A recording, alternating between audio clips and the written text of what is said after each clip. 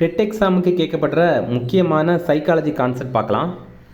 உளவியலாளர் Eric Ericsson இவர் மனிதருடைய சமூக மன வளர்ச்சி மேம்பாட்டை 8 நிலைகளாக பிரிக்கிறாரு. அவர் என்ன பண்ணுறாரு அப்படின்னா, இந்த 8 நிலைகள்லையும் மனிதர்களுக்கு இதை ஃபாலோ பண்ணலாமா அதை ஃபாலோ பண்ணலாமா அப்படிங்கிறது அவங்க வாழ்க்கையில் நடைபெற விஷயங்களை வைத்து தான் நடக்கும் அப்படிங்கிறத தெரிவிக்கிறாரு.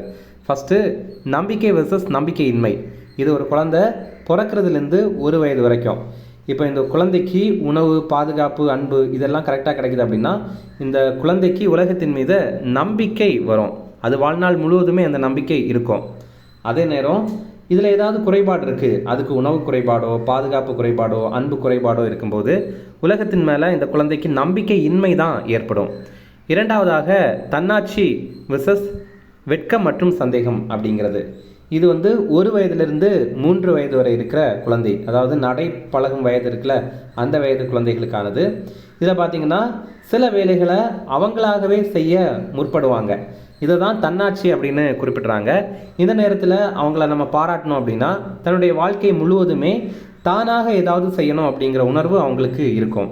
அதே நேரம் இந்த டைமில் அவங்க ஏதாவது தவறு பண்ணும்போது அவங்கள திட்டணும் அப்படின்னா அவங்களுக்கு வெட்கம் ஏற்படும். அதே மாதிரி தங்களுடைய திறன்களை பற்றி அவங்களுக்கு சந்தேகம் ஏற்படும். இது வாழ்நாள் முழுவதுமே இருக்கும். மூன்றாவதாக தன்முயற்சி வெர்சஸ் குற்ற உணர்வு. இதை பார்த்திங்க அப்படின்னா 3 வயதிலிருந்து 6 வயது வரைக்கும், அதாவது பள்ளிக்கு முற்பருவம் அப்படின்னு இதை சொல்லுவாங்க. இந்த வயதில் பார்த்திங்கன்னா இதில் நிறைய விஷயங்கள் அவங்களாகவே முன்னெடுத்து தொடங்க ஆசைப்படுவாங்க. இப்போ அவங்களுடைய முயற்சிகளை நம்ம பாராட்டணும் அப்படின்னா அவங்களுக்கு தன்முயற்சி அப்படிங்கிறது வெற்றி பெறும் அப்படிங்கிறது தெரியும். அதே நேரம் அவங்களுடைய முயற்சிகளை நம்ம முடக்கணும் அல்லது அவங்க கேட்குற கேள்வியை நம்ம திட்டுறோம் அப்படின்னா அவங்களுக்கு ஒரு குற்ற உணர்ச்சி ஏற்படும். இது வாழ்நாள் முழுவதுமே இருக்கும். அடுத்தது உழைப்பு முயற்சி வெர்சஸ் தாழ்வு மனப்பான்மை. இது பார்த்திங்கன்னா 6 வயதுலேருந்து 12 வயது, அதாவது பள்ளி பருவத்தில் ஏற்படுறது. இதில் பார்த்திங்கன்னா இந்த குழந்தைகள் அவங்களுடைய திறமையை நிரூபிக்கிறதுக்கு முயற்சி பண்ணுவாங்க. அந்த டைமில் அவங்கள நம்ம பாராட்டுறோம் அப்படின்னா அவங்களுக்கு உழைப்பு முயற்சி மேலே வாழ்நாள் முழுவதுமே ஒரு நம்பிக்கை வரும். அதே நேரம் அவங்களுடைய முயற்சியை நம்ம முடக்கிட்டோம் அப்படின்னா அவங்களுக்கு என்ன ஆகும்னா ஒரு தாழ்வு மனப்பான்மை வரும். அந்த டைமில் தான் நம்ம இன்னொருத்தங்க கூட கம்பேர் பண்ணி அந்த குழந்தைகளை பேசக்கூடாது. ஏன்னா அப்படி பேசுனாங்க அப்படின்னா அவங்களுக்கு ஒரு தாழ்வு மனப்பான்மை தான் வரும். அடுத்ததாக தனித்தன்மை அல்லது அடையாளம் வெர்சஸ் பாத்திர குழப்பம். இந்த வயசு, அதாவது 12 வயசுலேருந்து 20 வயசு வரை, இந்த டைமில் பார்த்திங்கன்னா குழந்தைகளுக்கு நான் யார் அப்படிங்கிற ஒரு மனப்பான்மை வளர ஆரம்பிக்கும். நான் ஒரு டாக்டர் ஆகணுமா, இன்ஜினியர் ஆகணுமா, டீச்சர் ஆகணுமா, அல்லது ஒரு டைரக்டர் ஆகணுமா அப்படிங்கிற ஒரு மனநிலை வளர ஆரம்பிக்கும்.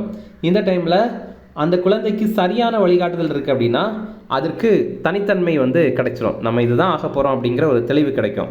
அதே நேரம் அதுக்கு சரியான வழிகாட்டுதல் இல்லாத போது குழப்பம்தான் ஏற்படும். அதாவது நம்ம என்ன ஆக போகிறோம் அப்படிங்கிற கன்ஃபியூஷன் அதுக்கு இருந்துகிட்டே தான் இருக்கும். அடுத்ததாக நெருக்கம் வெர்சஸ் தனிமை.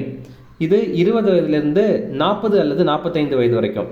இதில் பார்த்திங்கன்னா இந்த ஆளுக்கு இப்போது திருமணம் மற்றும் நட்பு ரீதியான நெருக்கமான உறவுகளை அவங்க ஏற்படுத்துறதுக்கு முயற்சி பண்ணுவாங்க. இந்த டைமில் அவங்களுடைய திருமணம் அல்லது நட்பு இதெல்லாம் ஒழுங்காக அமைந்தது அப்படின்னா அவங்களுக்கு வாழ்க்கை முழுவதுமே ஒரு நல்ல நெருக்கம் மனிதர்களிடையே இருக்கும். இந்த டைமில் அவங்களுக்கு காதல் தோல்வியோ அல்லது நண்பர்கள் துரோகம் பண்ணிட்டாங்க அப்படின்னாலோ அவங்களுக்கு வாழ்க்கை முழுவதுமே ஒரு தனிமை தான் அவங்க ஃபீல் பண்ணுவாங்க. அடுத்ததாக ஆக்கத்திறன் வெர்சஸ் தேக்க நிலை. இது 40 வயதுலேருந்து 65 வயது வரைக்கும். இந்த டைமில் பார்த்திங்கன்னா அவங்க ஓரளவு வாழ்ந்து முடிந்திருப்பாங்க. அடுத்த தலைமுறையை உருவாக்குறதுல ஆர்வம் காட்டுவாங்க. இந்த மாதிரி அவங்க ஆர்வம் காட்டுறாங்க அப்படின்னா அவங்களுக்கு ஆக்கத்திறன் கிடைக்கும். ஆனால் அப்படி பண்ணாமல் அவங்கள பற்றி மட்டுமே சிந்திக்கிறாங்க அப்படின்னா அவங்க வாழ்க்கையில் ஒரு தேக்க நிலை தான் இருக்கும். அடுத்ததாக மன நிறைவு வெர்சஸ் ஏமாற்றம். இது 65 வயதுக்கு அப்புறம் இறப்பு வரைக்கும்.